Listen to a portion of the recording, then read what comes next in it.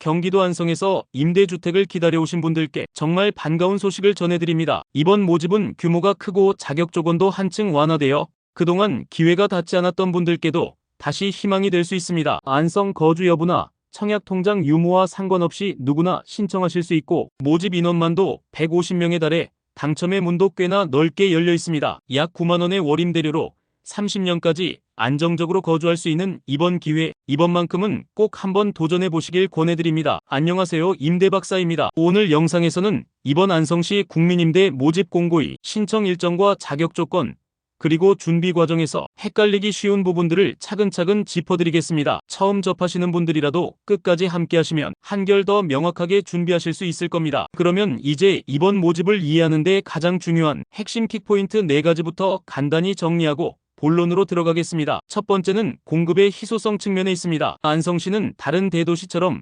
국민임대 공급이 자주 이어지지 않습니다. 이번 공고가 무려 1년 만에 다시 열린 만큼 그 자체로 드문 기회이자 의미 있는 순간이라 할 수 있습니다. 두 번째는 공급 규모에 있습니다. 이번 모집은 총 150세대라는 넉넉한 물량이 준비되어 있어 많은 분들께 기회가 열려 있습니다. 세 번째는 당첨 확률입니다. 지난 2년간의 모집 결과를 보면 1순위뿐 아니라 2순위, 3순위까지도 모두 당첨의 기회가 주어졌습니다. 그만큼 진입 장벽이 낮았고 실제로 신청하신 분들은 대부분 결과를 얻으실 수 있었습니다. 이런 흐름을 고려하면 이번에도 충분히 높은 당첨 가능성을 기대해 보실 수 있습니다. 마지막은 자격 요건입니다. 이번 모집은 소득이나 자산을 따지지 않고 청약 통장도 필요하지 않습니다. 무주택이시라면 누구나 도전하실 수 있는 열린 기회라고 보시면 됩니다. 자세한 조건은 뒤에서 하나씩 설명드리겠습니다. 지금까지 보신 대로 이번 안성시 모집은 분명히 기회로 보일 수 있습니다. 하지만 모든 기회에는 반드시 따져봐야 할 배경이 있습니다. 앞서 말씀드린 것처럼 지난 모집에서는 1순위조차 미달이 났고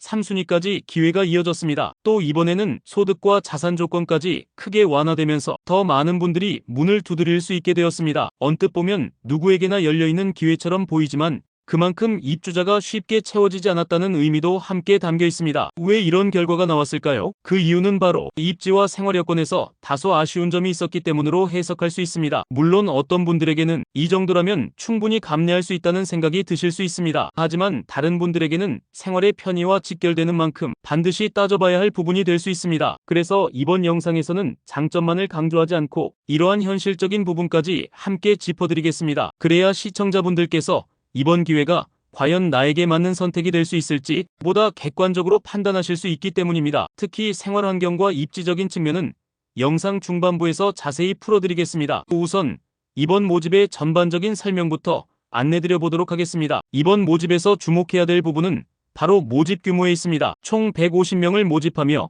현재 대기 중인 예비자도 없는 상황입니다. 따라서 이번에 당첨이 된다면 앞번호 예비자분들은 서류 검증을 거쳐 빠르면 올해 연말에도 입주까지 이어질 수 있습니다. 이 점만 놓고 보아도 상당히 매력적인 조건입니다. 그런데 여기서 잠깐 숫자 속에 담긴 의미도 한번 짚어보셔야 합니다. 작년에 진행되었던 모집을 되돌아보겠습니다. 당시에는 총 130명을 모집했는데 즉시 입주 가능한 물량도 85세대, 대기자는 16명 뿐이었죠. 그럼에도 불구하고 1순위는 물론 2순위와 3순위까지 지원자가 충분히 채워지지 않았습니다. 왜 이런 결과가 나왔을까요? 혹시 임대료가 높았던 걸까요? 하지만 이번 단지의 임대 조건을 보시면 그렇게 비싸다고 하기는 어렵습니다. 보증금은 약 1,100만 원, 월 임대료는 약 9만 원 수준입니다. 이 정도면 월 고정비 부담을 크게 줄일 수 있는 수준이라 그렇게 단점으로 보기는 어렵습니다. 다만 한 가지 아쉬운 점은 있습니다. 바로 보증금과 임대료 전환 제도가 제한적이라는 것입니다. 보증금을 더 올려서 월세를 낮추는 방식은 적용되지 않고 감액만 가능하다는 점은 조금 불편할 수 있습니다. 그렇다고 해서 이 부분이 치명적인 단점은 아닙니다. 왜냐하면 기본 보증금과 임대료 자체가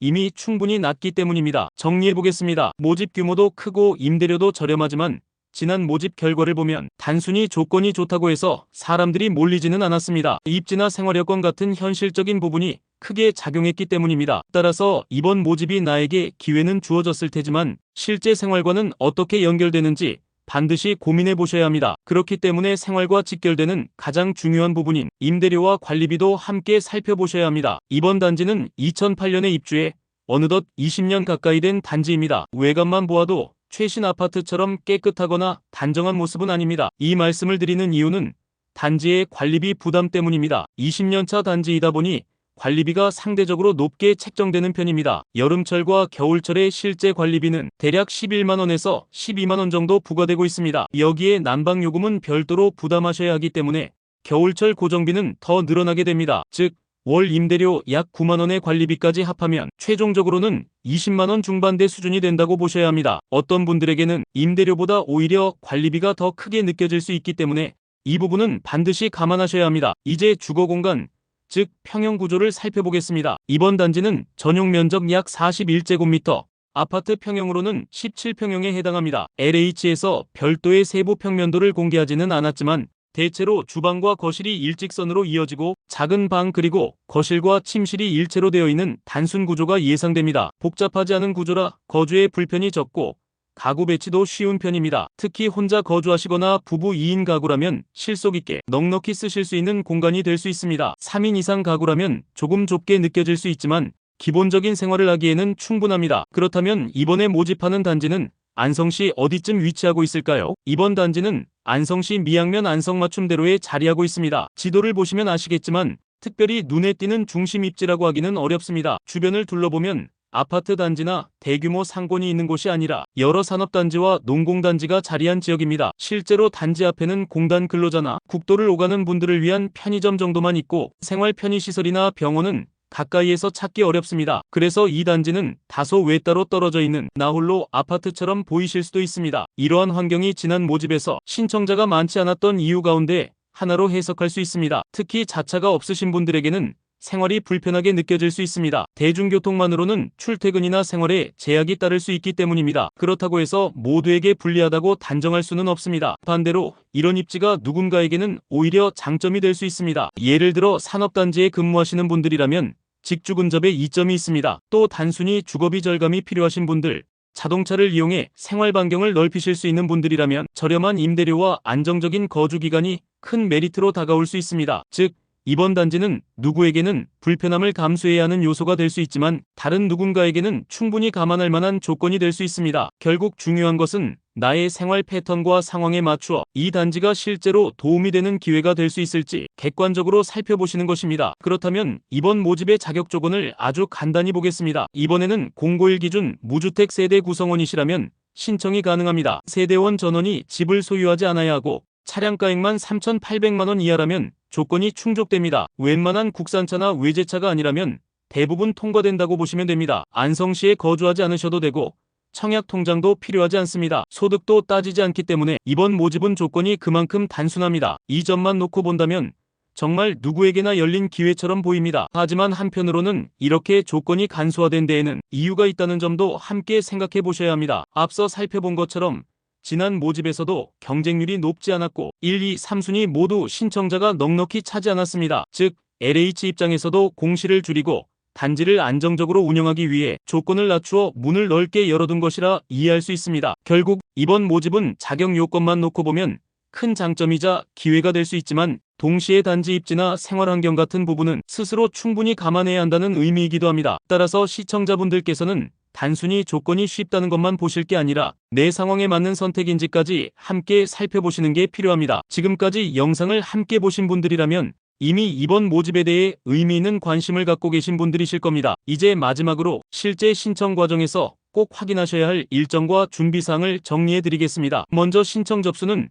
9월 15일부터 9월 17일까지 진행됩니다. 1순위, 2순위, 3순위 구분 없이 같은 기간에 동시에 신청하실 수 있다는 점 꼭 기억해 두시기 바랍니다. 신청 방법은 두 가지입니다. 하나는 LH 청약 플러스 홈페이지나 모바일 앱을 통한 온라인 신청이고 다른 하나는 고령자나 장애인 등 정보 취약계층을 위한 현장 접수입니다. 현장 접수는 같은 기간 동안 LH 평택 안성권지사에서 가능합니다. 온라인 신청을 준비하신다면 무엇보다 인증서를 미리 챙기셔야 합니다. 금융인증서, 공동인증서, 네이버나 토스인증서 등 다양한 방식이 가능하지만 당일 처음 준비하시면 오류가 생길 수 있습니다. 반드시 며칠 전에 미리 확인해 두시는 게 안전합니다. 처음 신청하시는 분들이라면 LH 청약 플러스에 있는 청약 연습하기 기능을 꼭 이용해 보시길 권해드립니다. 실제 화면과 거의 같기 때문에 한두 번만 연습해도 훨씬 안심이 됩니다. 현장 접수로 신청하시는 경우에는 반드시 필요한 서류들을 챙기셔야 합니다. 등본, 초본, 가족관계 증명서와 가점 관련 서류들이 기본입니다. 사전에 모집 공고문을 꼼꼼히 확인하고